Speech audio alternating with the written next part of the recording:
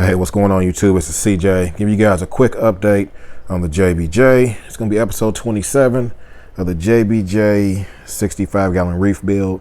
And following up on last week's episode, talking about losing some SPS corals, some STN issues. So I figured I'd give you guys a quick point and shoot style update. We just got finished checking some of the parameters, alkalinity, all that good stuff. You guys excuse my temporary workstation. Shout out to the coronavirus for allowing me to work at home and try to stay safe. But back to what we're talking about. This is the tank. This is what we are looking like. Let me fix my gel filter. For those that are wondering what I'm using on the tank as far as gel filters, here it is right here. Normal Olo clip. Get on Amazon. I'm sure you probably can't get it shipped right now. That's what the tank looks like without a gel filter. This is what it looks like with the gel filter. Big difference for sure. And for those that are wondering what you can use to look at your tank just like we're looking at it on video, get you a pair of these glasses. They make the tank look just like this. So shout out to whoever designed these glasses. I don't know who these came from. Fritz glasses. But back to what we're here for. How's the tank doing? You know, what is the status of the JBJ? Well, to be honest, I think we have put a halt to a lot of the STN issues. As you guys remember, there were two corals in particular. There was the Jason Fox Flame and the PC Rainbow. I did some major fragging on those pieces to hopefully stop the tissue from dying off, and apparently I was 50% successful, meaning one of them completely checked out on me, and that's going to be Fox Flame, completely bleached out. That guy died. He didn't make it, but he was not one of my favorite corals. One of my favorite corals was the PC Rainbow, which from what I can tell by all accounts is looking like it's going to survive. Definitely is not giving me that bright orange color that I was getting before. It's more green now, but I'm not worried about that. I'm more worried about the coral surviving. Colors will come back eventually, but if you guys remember, this used to have 3 or 4 arms sticking off of it. Now it's just this nub. The tips where I cut it, the white is starting to look like it's changing colors, like the coral is actually starting to heal. So we're gonna keep our fingers crossed to make sure the PT Rainbow makes it. Everyone else is doing good though. You know, I got some no-name Acros in here doing good.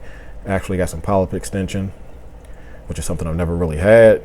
And this coral's doing good. The shock tart. Forgot what this one was called. This one's doing good. Red Robin Stag in the back. Let me see if I can get the camera to focus. That guy's doing good. He does have one little white spot on the bottom left. I'm keeping an eye on to make sure it's not spreading. But by all accounts, I think the rest of the Acros are still doing fairly good. You know, I am dealing with some color changing.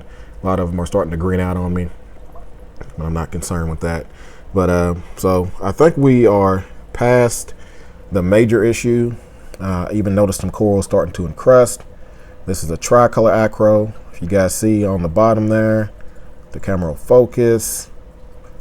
It's not going to focus, but yeah, that's all new growth. That's actually encrusting on the rock work, which is awesome. It's an awesome sign. And then of course we got the Monty, which is also starting to encrust in the rock work on the backside. You know, we got some encrusting from the GSP. That's all new growth. Got some growth showing on the tip of the Monty here, and the purple Monty back there starting to show a little white growing on it. So, you know, we got some things that are doing well and a lot of things that are doing the same, but most importantly, I think we've gotten past the issues with the STN. So I'm hoping that trend continues. Now, what am I going to do at this point?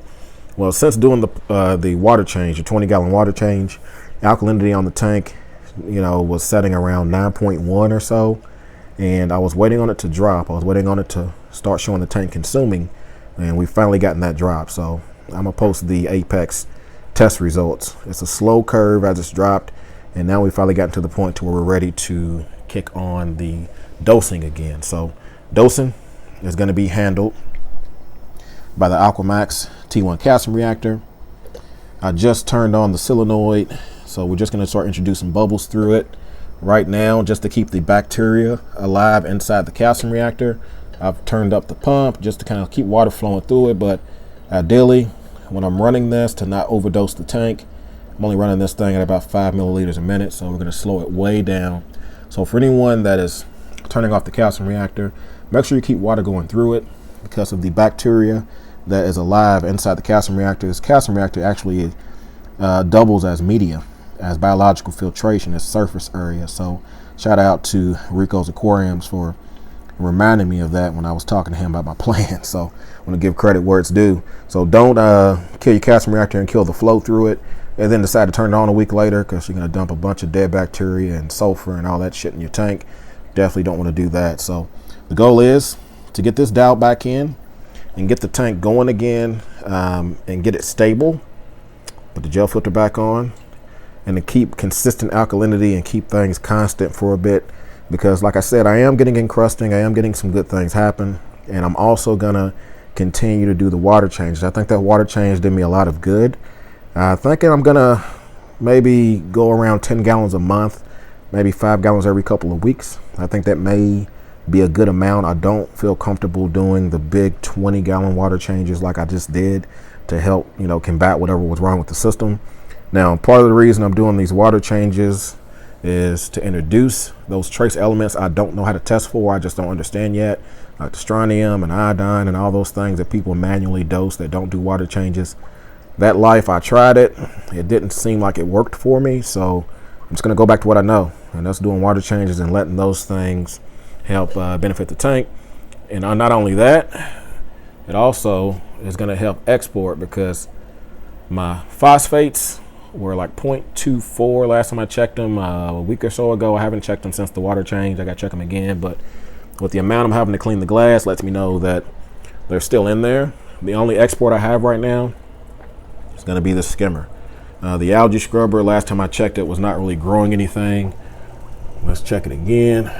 I'm seriously considering switching my nutrient export to something else. Uh-oh, wait a minute. Whoa, hold that thought. Hold that thought. We actually got some stuff growing on this screen, finally. So I tell you what, hold that thought. We may actually start having success with the algae scrubber. This is nowhere near grown in though. This entire screen needs to be covered with the algae, so I'm assuming that's gonna happen with time. But this is months and months and months of waiting on this to kick in. Now, I must admit, it not kicking in is also part of my issue, because you know, I did things to the tank, dosing vibrant, bacteria, and other things that also would have affected the scrubber negatively. So that's something to consider. And the magnet dropped on the floor, so we'll fix this a little later. But I just want to give you guys a look at the export. This is my export plan. My export plan originally was scrubber and skimmer.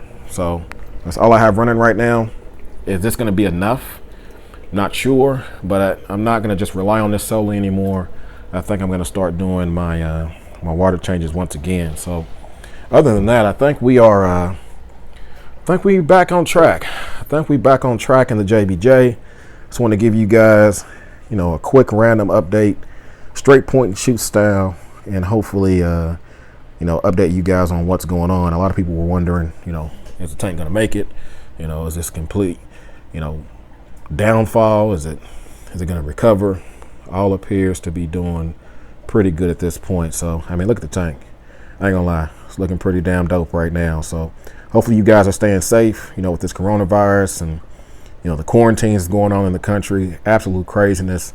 Gonna send you guys some positive vibes. Hopefully, you know, your work situations work out for you, money situations are working out for you. Just, you know, keep your faith, you know, stay positive. And if you are in the hobby, use this time to take advantage of, you know, looking at your tank maintenance, your tank husbandry, you know, dosing it, just watching your tank and enjoying it, and just, you know, letting the hobby give back to you now what you've given it to it all this time, all the energy and effort you put into it. Let the hobby give back some of that peace of mind, some of those positive vibes, you know, that we all need right now. So I think it's a good point to stop this video.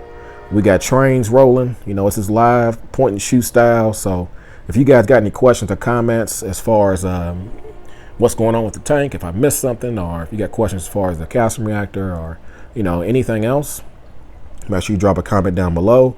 I also want to mention something. I am dosing amino acids Acro power, and I am dosing phytoplankton as well. So those are a couple other things I'm doing. But all right, let's go ahead and cut it here. So as always, hey, you guys like, comment, subscribe. You guys keep doing what y'all do. Y'all be easy and happy reefing. Peace.